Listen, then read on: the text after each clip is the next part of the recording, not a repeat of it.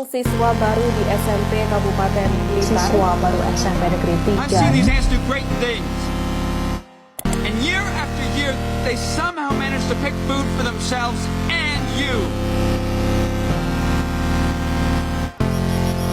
The revolution about to be televised. You picked the right time but the wrong guy. We're a lot stronger than you say we are. Jumat 18 Juli 2025 sekitar pukul 8 WIB kembali terjadi aksi perundungan terhadap siswa baru yang baru melaksanakan MPLS di sekolah SMPN Doko, Kabupaten Blitar. Para pelaku merupakan sekelompok siswa dari kelas 7 hingga kelas 9, di mana pelaku utama merupakan siswa kelas 8 berinisial NTN. Mereka melakukan perundungan di lokasi area belakang kamar mandi SMPN Doko, Kabupaten Blitar. Perundungan tersebut membuat korban kembali ke kelas dalam keadaan trauma, karena korban dikerumuni sekitar 20 siswa yang mulai melakukan olok-olokan verbal. NTN, pelaku utama, memukul pipi bagian kiri korban dan menendang bagian perutnya. Siswa lain ikut melakukan pengeroyokan. Pelaku utama yaitu NTN mengancam kepada korban agar tidak melapor ke guru ataupun orang tua. Korban pada saat itu sempat bungkam karena takut dan mengalami trauma. Tapi pada akhirnya, korban menceritakan kejadian tersebut setelah pulang sekolah. Polres Blitar mengatakan perundungan ini terjadi karena siswa yang baru melaksanakan MPLS yaitu VW yang menjadi korban dari perundungan tersebut kerap mengolok kakak-kakak kelasnya. Maka dari itu diduga perundungan ini terjadi merupakan aksi balas dendam dari siswa-siswa yang diolok-olok oleh VW.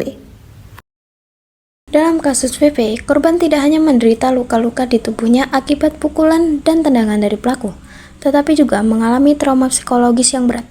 Trauma ini bisa berupa mimpi buruk, kecemasan berlebihan, ketakutan, dan kesulitan percaya orang lain.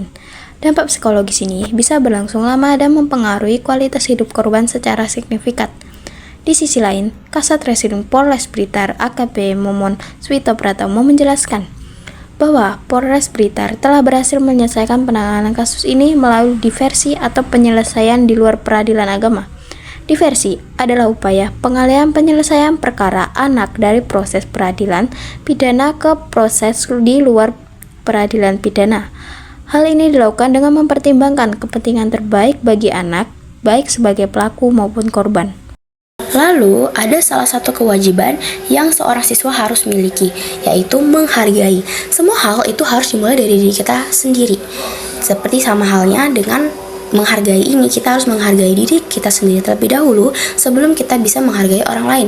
Dalam kasus ini sangat terlihat bahwa pelaku melanggar kewajiban tersebut karena para pelaku tidak menghargai orang lain, dan hal ini terlihat ketika mereka melakukan perundungan kepada orang lain. Nah, seharusnya jika mereka benar-benar menghargai diri mereka sendiri, berarti mereka juga bisa menghargai orang lain dengan tidak melakukan perundungan tersebut. Korban berhak atas rasa aman dan juga nyaman ketika ia berada di luar rumah atau ketika ia sedang bersosialisasi dengan orang lain, dan juga kenyamanan untuk dia bersosialisasi dan juga beraktivitas di lingkungan luar seperti yang ada di pasal 76C dan juga 76E. Dan intinya dalam pasal ini menegaskan mengenai hak anak untuk terbebas dari kekerasan serta ancaman dari orang-orang yang ada di sekitar mereka. Nah, kasus ini melanggar hak dari korban, yang dimana seharusnya anak tersebut bisa mendapatkan haknya untuk rasa aman dan nyaman ketika berada di lingkungan tempat dia berada. Namun di kasus ini, dia justru mendapatkan luka secara mental serta fisik karena kekerasan yang dialaminya saat dirundung. Tindak lanjut jangka panjang. Yang pertama, pihak sekolah dapat memberikan kebijakan lebih dalam mengenai pembulian dan hak atas kenyamanan seseorang di lingkungannya. Yang kedua, sekolah juga harus menegakkan peraturan terkait perundungan dengan sanksi yang dikenakan jika siswa melanggar peraturan tersebut. Yang ketiga, memberikan nilai-nilai pendidikan kepada siswa, yang dimana insiden tersebut mencerminkan bahwa nilai-nilai pendidikan anti kekerasan belum benar-benar tertanam dalam budaya sekolah itu, sehingga sekolah bisa menanam nilai-nilai pendidikan kepada siswa dengan memberikan pendidikan yang tegas dan bermotivasi. Yang keempat, bisa memberikan siswa event setiap tahun untuk melakukan sosialisasi dan edukasi anti-bullying secara rutin kepada siswa, guru, dan orang tua melalui berbagai cara seperti seminar, workshop, dan kampanye kreatif, misalnya lomba poster atau drama. Upaya pencegahannya itu yang pertama mendisiplinkan siswa dan mengawasi siswa.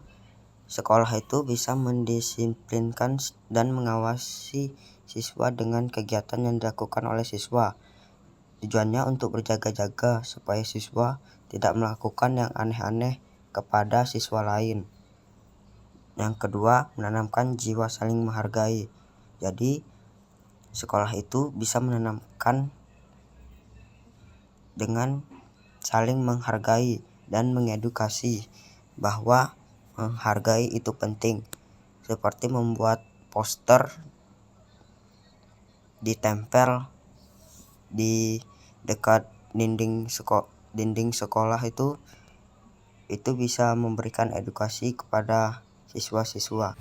Dari perundungan yang terjadi, kita dapat menanamkan nilai-nilai seperti nilai anti kekerasan, di mana kita menguatkan pendidikan karakter anti kekerasan melalui pembelajaran yang tegas dan memotivasi.